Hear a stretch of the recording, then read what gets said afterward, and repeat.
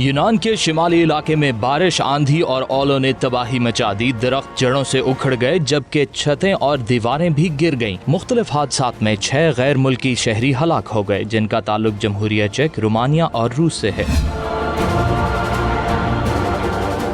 चीन के जनूबी और मशरकी इलाकों में तबाहकुन बारिशों का सिलसिला जारी है। सैलाबी रेलों की वजह से खड़ी फसलें और दर्जनों मकानात तबाह हो गए, दर्जनों मवेशी बह गए। चीन में 1961 के बाद होने वाली ये रिकॉर्ड बारिशें हैं।